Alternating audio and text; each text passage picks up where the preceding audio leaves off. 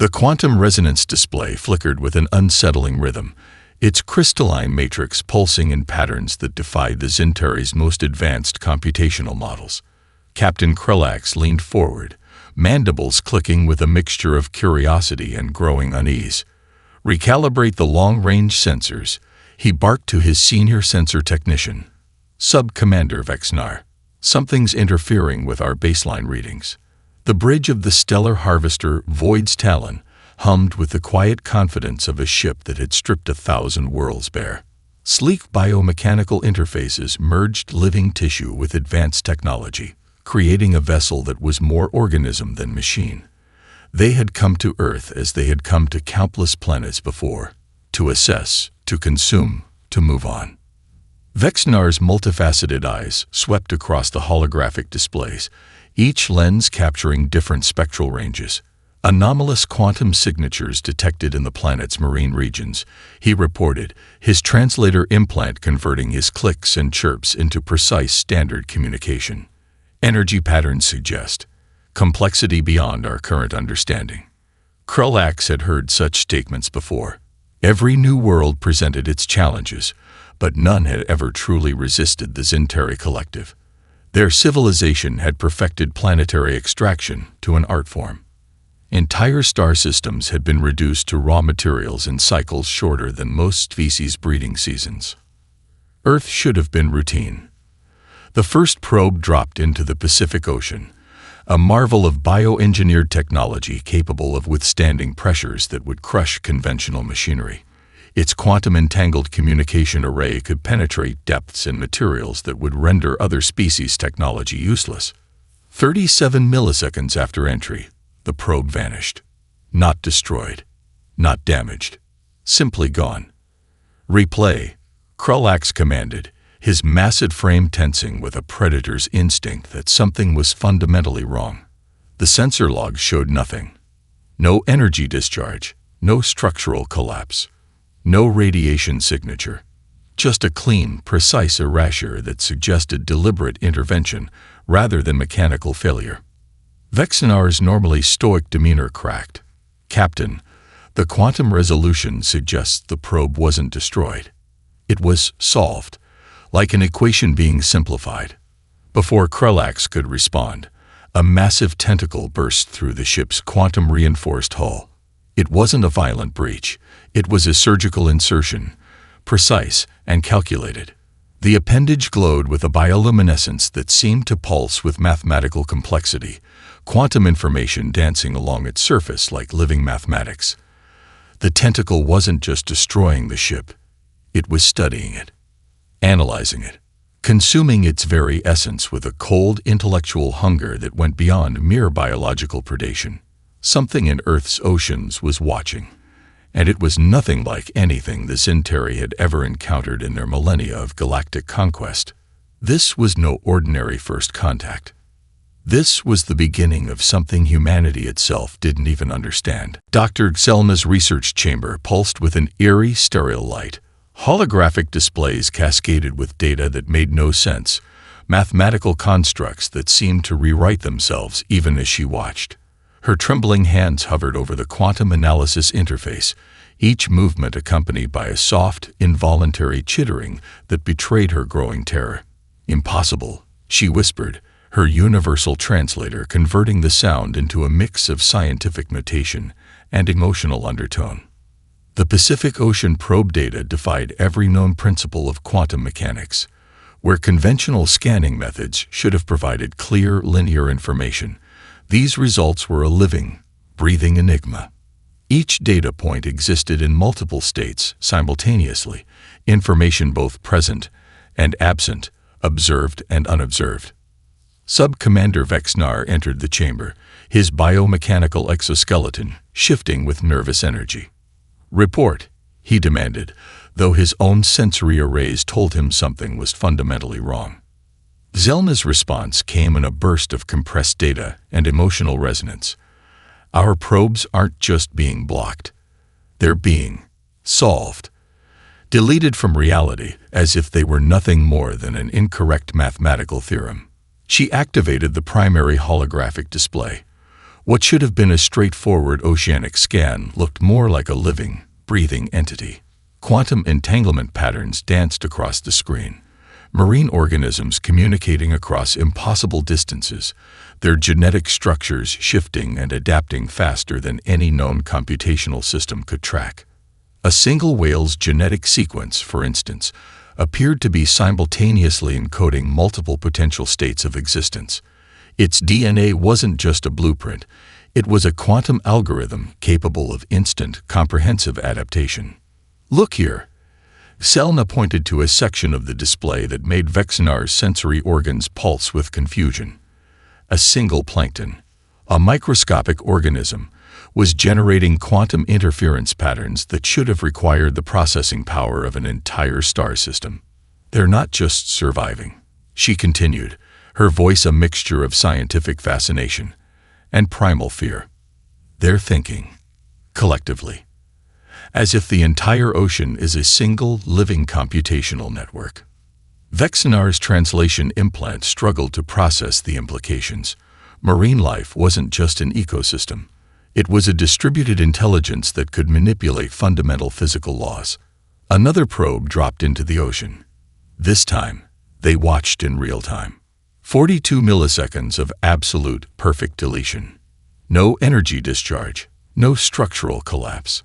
Simply a mathematical correction, as if the probe had never existed. "We're not dealing with a planetary defense system," Selna realized, her voice barely a whisper. "We're facing a living weapon that views our entire civilization as nothing more than a computational error to be solved and eliminated." Outside the research chamber's quantum-shielded walls, the ocean continued its ancient, patient dance. Whales sang their complex songs. Microscopic organisms continued their intricate quantum ballet. Something was watching. Something was waiting. And it was getting ready to solve the problem of the Zinteri invasion. The bridge of the Zinteri battle cruiser, Quantum Lance, fell into a silence so profound it felt like a living entity. Captain Krellax watched in mounting horror as the holographic tactical display continued to show nothing where 3 entire assault squadrons should have been. 3 squadrons. 87 individual vessels. Gone. Not destroyed. Not damaged. Simply erased from existence, as cleanly as a mathematical equation being simplified. "Quantum trace analysis," Krellax commanded, his voice a low, menacing vibration that made the biomechanical interfaces of the bridge pulse with nervous energy. Sub-Commander Vexinar's multiple sensory organs worked overtime, processing data streams that defied conventional understanding. "No energy signature," he reported. "No radiation. No structural remnants. It's as if they never existed." The tactical officer, a veteran of 1,000 planetary conquests, supplemented the report with a series of complex clicks that translated to pure disbelief. "Our most advanced quantum-shielded vessels vanished without a trace." Intercepted human communications continued their mundane rhythm. Fishing vessel reports, oceanic weather updates, maritime traffic logs. Nothing suggested the cosmic war happening just beneath the waves. A massive screen displayed a live feed from Earth's Pacific Ocean. Waves lapped peacefully against a fishing trawler. Seabirds circled lazily. Nothing hinted at the quantum apocalypse that had just consumed an entire battle group. Krellax remembered the ancient hunting grounds of his species, worlds stripped bare, civilizations reduced to raw materials. Entire star systems converted into fuel and resources. They were the apex predators of the galaxy, a civilization that had never known defeat. Until now. "Replay the last communication," he ordered. The recording crackled to life. The lead squadron commander's final transmission was a mixture of scientific observation and growing terror. Quantum interference increasing. Genetic adaptive responses detected in marine microorganisms. They're not just responding. They're predicting. Calculating. Our trajectory is already. The transmission cut off mid-sentence. A whale breached near the research vessel monitoring the incident. Its eye, impossibly intelligent, seemed to lock directly with the Zinteri observation team. For a moment, They saw something that wasn't just an animal. They saw a guardian. "This is impossible," Vexnar muttered, though the universe had clearly stopped caring about his definition of possibility. The ocean continued its patient dance. Waves rolled. Currents moved. Microscopic life continued its intricate quantum ballet. To any human observer, it would have looked like nothing more than a typical day on Earth. But the Zinteri knew better. Something was hunting them. And it was getting closer. The Quantum Warfare Division of the Zinteri Collective had never known defeat. Their weapons could shatter planetary cores. Their adaptive technologies could rewrite the fundamental physics of entire star systems. They had reduced civilizations to cosmic dust with less effort than most species would use to crush an insect. Earth was proving to be something entirely different. Chief Weapon Architect Zrentok watched in growing horror as their most advanced weapon systems became progressively useless. Each missile, each quantum-targeted strike, each carefully calculated assault found itself neutralized before deployment. It wasn't just defense, it was prediction. A hypersonic missile designed to penetrate the deepest oceanic fortifications found its trajectory altered by microscopic organisms that shouldn't have had the computational capacity to even recognize the threat. A school of deep-sea fish, ordinary by all previous scientific classifications, generated quantum interference patterns that bent probability itself. The missile simply ceased to exist. "Analyze," Zrentok commanded, his multiple sensory organs pulsing with a mixture of scientific curiosity and primal fear. The data streams were incomprehensible. What humans called marine ecosystem was actually a planet-wide, distributed computational network. Each organism, from the smallest plankton to the largest whale, was a living, breathing computational node. They weren't just adapting. They were learning, predicting, solving. A deep-sea thermal vent suddenly burst with activity. Microorganisms that should have been simple chemosynthetic bacteria began generating complex quantum interference patterns. Their genetic structures weren't just adapting. They were rewriting themselves in real time, creating computational models that could predict weapon trajectories milliseconds before launch. "This is impossible," Zrentok whispered, though the universe had clearly stopped caring about his definition of possibility. Whales communicated in frequencies that were simultaneously sound, quantum information, and something else entirely. Their songs were mathematical algorithms that could redirect energy, manipulate matter, generate localized reality distortions. What humans called evolution was a cosmic defense mechanism so advanced it bordered on magic. A single drop of seawater, when analyzed, contained more computational complexity than the most advanced Zinteri artificial intelligence. Plankton became living circuit boards. Coral reefs transformed into quantum computers. The entire marine ecosystem was a single breathing intelligence that viewed the invaders not as conquerors, but as a virus to be eliminated. And it was enjoying the hunt. Zrentok realized something terrifying. They weren't fighting a planetary defense system. They were facing a living weapon that had been millions of years in development. A system so complex, so adaptive, that it could rewrite the fundamental rules of engagement faster than any technological civilization could comprehend. Earth's oceans weren't just protecting the planet. They were solving the problem of invasion. Methodically. Completely. Mercilessly. Dr. Xelna's breakthrough came at the cost of her sanity. The research chamber pulsed with an otherworldly light, holographic displays, dancing with information that defied every known principle of biological and quantum science. Her neural implants struggled to process the data, occasionally flickering with what could only be described as pure, unadulterated terror. "It's not just a defense system," she whispered to the empty room, her voice a mixture of scientific revelation and primal fear. "It's a living computational network that spans the entire planetary oceanic system." Each marine organism was more than just a biological entity. It was a node in a planet-wide neural network capable of manipulating energy, redirecting matter, and generating localized reality distortions that made quantum mechanics look like primitive children's mathematics. A single whale's genetic sequence displayed itself as a living, breathing algorithm. Its DNA wasn't a blueprint. It was a quantum computer that could instantaneously communicate across impossible distances.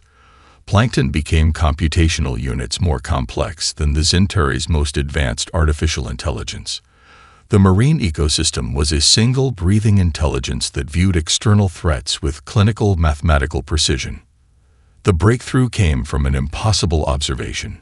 The ocean wasn't just protecting the planet. It was studying the invaders. Zelna's latest data showed that marine organisms were collecting, processing, and sharing information about the Centauri invasion at speeds that made light-speed communication look like prehistoric communication. A single drop of seawater contained more computational complexity than entire Centauri research stations. Coral reefs generated quantum interference patterns that could redirect energy. Deep-sea thermal vents became living quantum processors. The entire marine ecosystem operated as a single distributed intelligence that could predict, adapt, and neutralize threats before they could even be fully conceptualized. "They're solving us," she realized, her voice breaking. Not fighting. Solving. Like an equation to be simplified. The implications were terrifying. This wasn't a planetary defense system. This was a living weapon that had been millions of years in development. A computational network so advanced that it could rewrite the fundamental rules of physics, of existence itself. Each marine organism was simultaneously itself and part of a greater whole. Whales sang in frequencies that were simultaneously sound, quantum information, and something else entirely.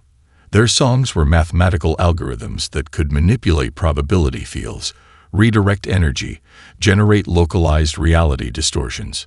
What humans called marine ecosystem was actually a planet-wide quantum computer with a singular purpose: protect the planet from any threat. And the Centauri were rapidly becoming nothing more than a problem to be solved. A massive shape moved in the depths of the Pacific Ocean, part whale, part something else entirely.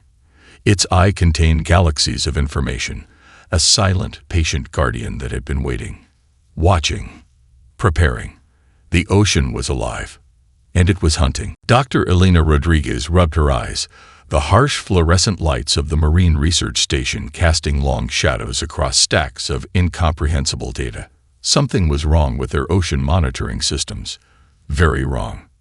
"Carlos," she called to her research partner, "come look at this." The satellite data defied every known principle of marine biology. Whale migration patterns had become something else entirely.